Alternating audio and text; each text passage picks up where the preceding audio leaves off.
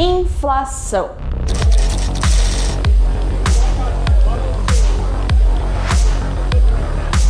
Todas as vezes que vemos notícias como essas no jornal ou nas redes sociais, pensamos: até parece que eu não sei que os preços estão lá nas alturas, porque somos nós que vamos no mercado e pagamos pelo quilo do tomate quase R$10. Aí, os jornais chamam economistas para explicar o aumento dos preços, e a única coisa que eles falam é que é culpa da inflação, que em alguns anos ela foi maior do que o esperado, mas que é normal que o poder de compra diminua ao longo do tempo. Quando vamos para o Google pesquisar o que é inflação, uma das respostas mais simples que encontramos é que inflação é o aumento generalizado dos preços, diminuindo o poder de compra de uma população.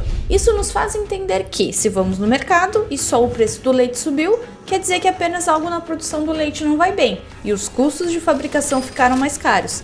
Mas isso não significa uma inflação. Agora, se além do leite, o arroz, o azeite, a carne, o cereal, o pão, o feijão, a massa, o café e até o chocolate estão mais caros, aí sim podemos chamar de inflação. Porque tudo está mais caro e a maioria das pessoas vai precisar de mais dinheiro para fazer as compras do mês. O complicado de entender é como esses preços ficaram mais caros. O que aconteceu para que tudo que a gente precisa comprar tenha ficado muito mais caro e se tem a sensação que R$100 compram 2 sacolinhas no mercado. Então, o que é a tal da inflação e por que ela faz o nosso dinheiro valer menos a cada ano? Vamos tentar simplificar. Existem 2 formas de acontecer esse aumento generalizado dos preços: por oferta, que depende do quanto existe daquele produto no mercado, ou por demanda, que depende do quanto as pessoas querem comprar de alguma coisa. Quanto maior a oferta, menor o preço. Quanto maior a demanda, maior o preço. Na inflação por oferta é quando o preço de alguma matéria-prima, como o petróleo, por exemplo, aumenta e impacta em toda a cadeia produtiva.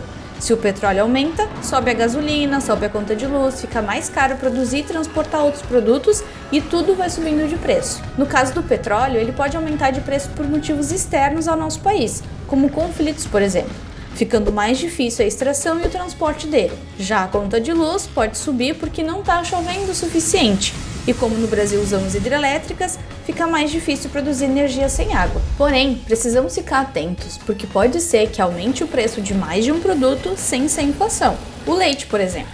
No inverno, existe menos pasto disponível para as vacas se alimentarem, e isso faz com que elas produzam menos leite, e ele fique mais caro. Por consequência, todos os produtos derivados do leite, como queijo e iogurtes, também aumentam de preço, ou seja, é uma consequência natural, não é inflação. Agora, na inflação por demanda é quando as pessoas estão gastando mais dinheiro e comprando mais coisas do que a indústria pode produzir. Então, o mercado automaticamente sobe o preço dos produtos para que as pessoas comprem menos. Mas claro que isso não é tão simples, porque deve ter tido um motivo para que as pessoas estejam gastando mais dinheiro. E a pergunta que deve ser feita aqui é: como todas as empresas de um país sabem que precisam aumentar o preço das coisas ao mesmo tempo? É aí que entra o governo com suas taxas de juros e cálculos de inflação. Antes de qualquer coisa, precisamos entender que inflação não é um problema quando acontece de forma natural. Se as pessoas têm dinheiro para gastar e os preços sobem aos poucos, isso quer dizer que a economia está crescendo. É por isso que aqueles R$100 de 1994 valem muito menos hoje em dia. O problema é quando o poder de compra das pessoas não acompanha esse movimento, ou quando ele é alterada de forma artificial pelo governo. Imagine o Brasil como uma pequena vila, em que as pessoas vivem suas vidas normalmente, mas sem gastar muito dinheiro e sem comprar coisas muito caras, como carros e casas. Assim, o dinheiro não circula, não troca de mão e a economia fica estagnada, porque ninguém compra, ninguém investe em nada, não gera novos negócios e muito menos emprego. Então, para estimular as pessoas a gastarem mais dinheiro, o dono da vila resolve distribuir dinheiro para as pessoas. E como ele faz isso? Dando algum tipo de auxílio financeiro para um grupo de pessoas ou baixando a taxa de juros. Ou as duas coisas ao mesmo tempo. Me diz aí, é mais fácil você financiar uma casa no banco com juros a 10% ou a 2%? Com a taxa de juros baixa, diminui também o risco para o banco de emprestar esse dinheiro, porque a probabilidade de as pessoas pagarem aumenta. Então, as pessoas dessa vila começam a gastar mais dinheiro, investir em negócios, comprar casas, comprar carros e tudo isso faz a economia girar. A consequência direta disso vai ser o aumento da demanda por produtos e serviços. E como isso está acontecendo de forma generalizada, os preços sobem e começamos a ter inflação. A questão é que, se isso acontecesse de forma gradativa ao longo do tempo, tudo bem. Só que quando existe uma grande demanda por certos produtos e serviços, o mercado pode não dar conta de produzir e atender a necessidade da vila. E aí, o dono da Vila Brasil vai precisar mexer na taxa de juros de novo, mas dessa vez aumentando, para tornar mais difícil que as pessoas consigam empréstimos e desestimular a economia do lugar. No Brasil de verdade, o dono da vila, que tem o poder para alterar a taxa de juros, é o governo federal por meio do Banco Central. E a taxa de juros que ele altera é a Selic. A Selic é chamada taxa básica de juros porque ela representa os juros que um banco cobra do outro para fechar o caixa no fim do dia. Assim, imagine que você é o caixa do banco A e começou o dia com R$1.000 no seu caixa. Durante o dia, as pessoas vieram, fizeram saques, pagaram contas e você terminou o dia com R$500. Então, para fechar o seu caixa, você precisa pedir para o banco B R$500 emprestado. O banco B te empresta a grana, mas cobra juros e títulos públicos como garantia do pagamento. E esse processo é feito através de um certificado de depósito interbancário, o CDI, que é arquivado no Sistema Especial de Liquidação e Custódia, o Selic. Caso você não saiba, títulos públicos é como emprestar dinheiro para o Brasil e ter o governo como avalista. Só que assim como você precisa pagar juros ao pegar o empréstimo, quando você empresta dinheiro para o governo brasileiro comprando títulos, o valor desse seu título também vai render ao longo do tempo a uma taxa de juros, a taxa Selic. Então, se a garantia dada pelos títulos públicos que define a taxa Selic é aumentando ou diminuindo a oferta desses títulos no mercado, que o Banco Central aumenta ou diminui as taxas de juros. Lá dentro do Banco Central tem uma comissão, o Copom, que define uma meta para a Selic baseada na meta de inflação que o governo espera atingir durante o ano.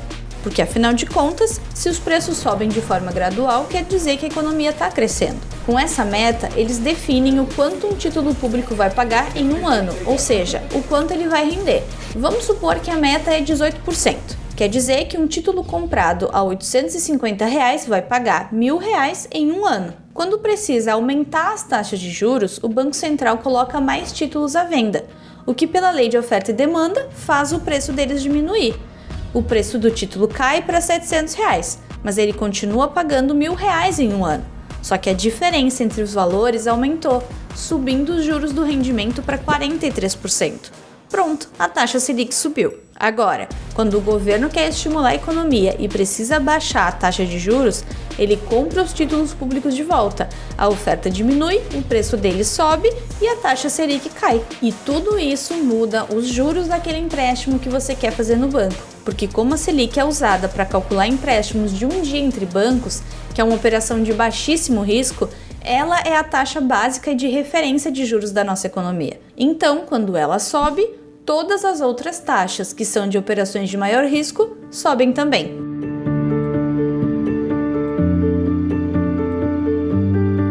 Quando essa crise começou, a falta de produtos e suprimentos e o fechamento de muitas empresas fez a economia parar. Então, a solução foi exatamente a que falamos antes: distribuição de renda e facilitação do crédito para tentar fazer a economia girar. Mas a contínua falta de suprimentos e matérias-primas, em conjunto com o dinheiro estar sendo colocado na economia de forma mais fácil, fez com que os preços só subissem, fazendo a nossa compra do mês de R$500 custar R$800, com menos coisas no carrinho. E isso é a inflação. Mas como, afinal de contas, eles medem aqueles números para dizer que a inflação subiu quase 12% no último ano, se quando a gente vai no mercado parece que tudo triplicou de preço? É aí que entra o IPCA. O Índice de Preços ao Consumidor Amplo é medido pelo IBGE. Uma pesquisa que eles fazem todos os meses é para comparar o preço de inúmeros produtos diferentes, com base no que a maioria das famílias brasileiras está gastando. Eles também calculam os custos de serviços essenciais, como transporte, educação e saúde. Isso tudo compõe a cesta de produtos e serviços, e a variação do preço dela ao longo do tempo dá o percentual do IPCA. E é esse percentual que você ouve no jornal quando eles falam que a inflação está em 10, 15 ou 20%. O grande ponto aqui é que se o IPCA acumulado do ano for de 12% e o aumento do seu salário for só de 10%, seu poder de compra diminuiu. E mesmo que seu aumento acompanhe os 12%, ele só foi corrigido, mas os preços continuam subindo. E essa bola de neve vai continuar crescendo até que se consiga um equilíbrio entre o aumento do IPCA e o poder de compra da população.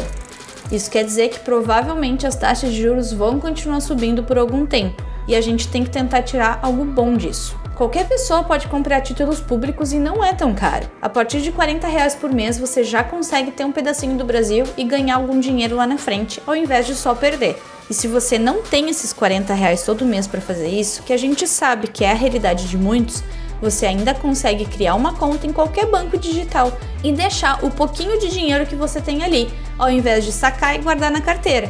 Já que essas contas digitais como Nubank, PicPay, PagSeguro pagam um rendimento de no mínimo 100% do CDI, que é calculado pela Selic.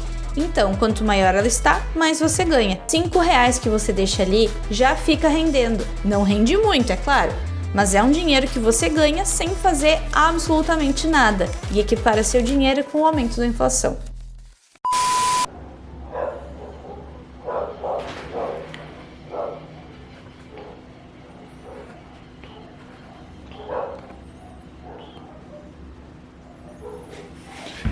Essa é a cara de alguém que fez uma cagadona e tá refazendo todo o vídeo. Close nela. Volta. Voltei. Mais um close para a derrota. Agora volta. Agora eu vou te dizer que tá ficando melhor e mais rápido. Volta. Tinha que ficar.